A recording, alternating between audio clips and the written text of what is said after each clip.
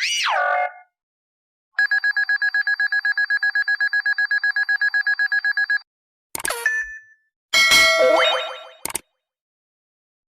teman-teman, balik lagi di channel Sejenak Suara. Pada video kali ini, saya akan membawakan audiobook bahasa Indonesia lanjutan dari video sebelumnya, yaitu buku berjudul Seni Berpikir Positif. Tanpa berlama-lama lagi di awal, langsung saja masuk ke inti pembahasannya. Bagian 9. Berpikir dan bertindak kreatif.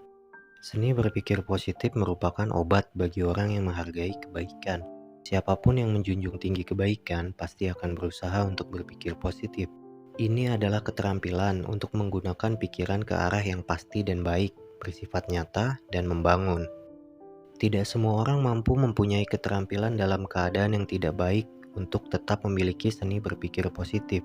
Pada umumnya, jika seseorang diterpa masalah atau dalam keadaan tidak baik, yang muncul adalah seni berpikir negatif. Karena itu, jika kamu mampu melatih seni berpikir positif, kamu akan menjadi orang yang terpelajar. Pikiran adalah pelopor, pemimpin, dan juga pembentuk.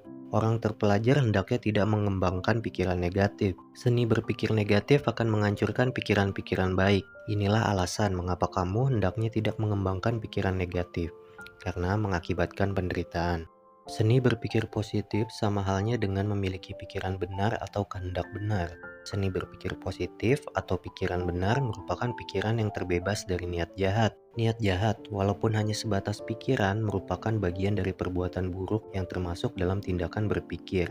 Oleh karena itu, niat jahat harus ditinggalkan. Apabila tidak ditinggalkan, maka akan memicu munculnya kondisi-kondisi pikiran tidak baik yang lainnya.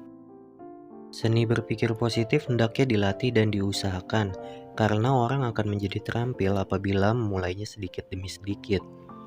Anak-anak akan bisa membaca dengan lancar apabila mau berlatih kata demi kata. Begitupun orang yang akan terampil menerapkan seni berpikir positif apabila mau melatihnya sedikit demi sedikit. Seni berpikir positif adalah solusi kedamaian bagi setiap manusia, karena jika setiap manusia mempunyai pikiran benar, maka akan dapat membahagiakan dirinya sendiri dan makhluk lain. Salah satu hal yang berkaitan dengan berpikir positif adalah berpikir kreatif.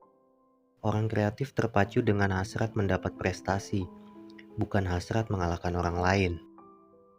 Pengusaha kreatif lebih fokus pada pengembangan bisnisnya sendiri. Alih-alih memikirkan cara mengalahkan pesaing, ia justru memikirkan inovasi baru atas produk atau layanan jasa yang dibuatnya.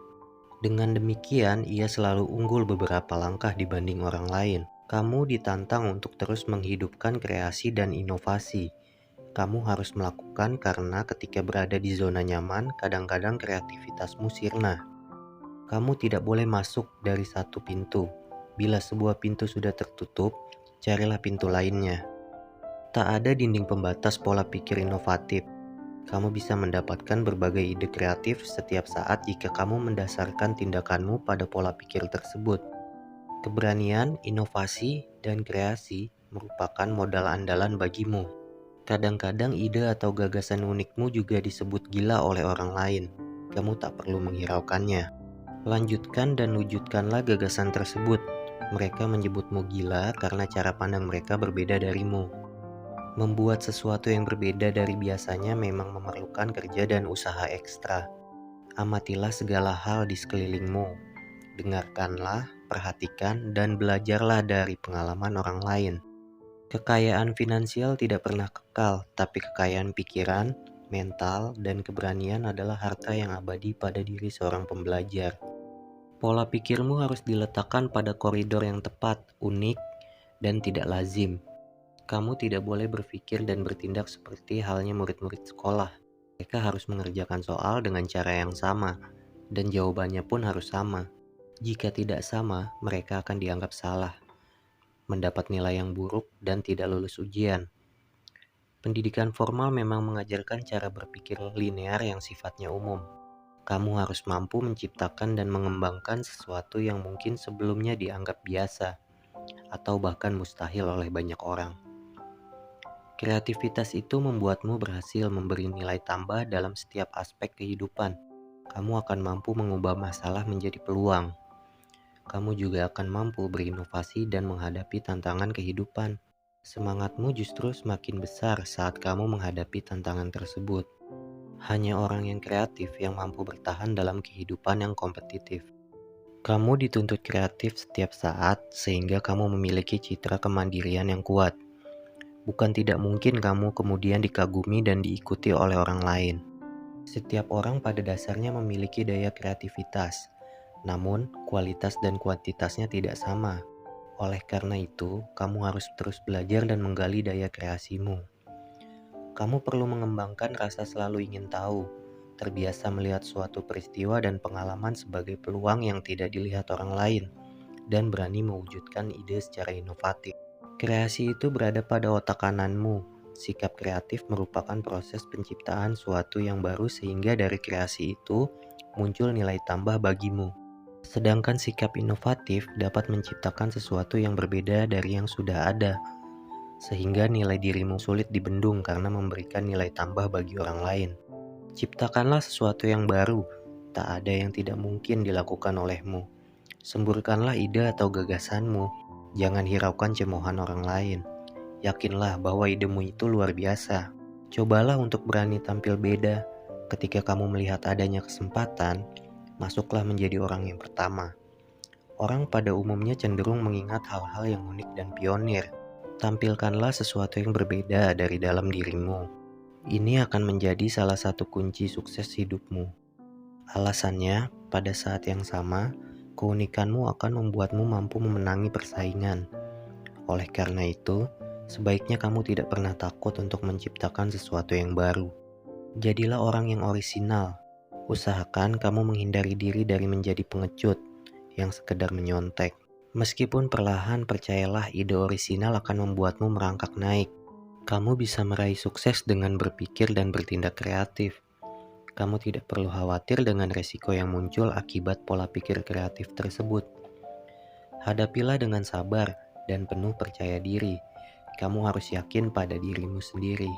Jadilah orang yang kreatif. Ciptakanlah iklim yang kondusif dalam hidupmu sehingga muncul ide-ide kreatif. Apabila kamu kreatif, kamu akan semakin berkembang dan sukses. Bagian 10. Kamu harus percaya diri. Dapatkah kamu menghitung keyakinan dirimu sendiri? Tentu saja kamu dapat melakukannya dengan berusaha mendorong dirimu melakukan sedikit lebih banyak dari yang biasa dilakukan setiap harinya. Motivator bagimu adalah dirimu sendiri. Percayalah pada mimpimu. Keyakinan lahir dari sebuah harapan. Keyakinan adalah percaya dengan apa yang tidak terlihat. Upah dari keyakinan adalah melihat dari apa yang kamu yakini. Yakinkan dirimu sendiri kalau kamu adalah penentu keputusanmu. Jika kamu yakin bahwa kamu bisa sukses, segeralah bertindak positif.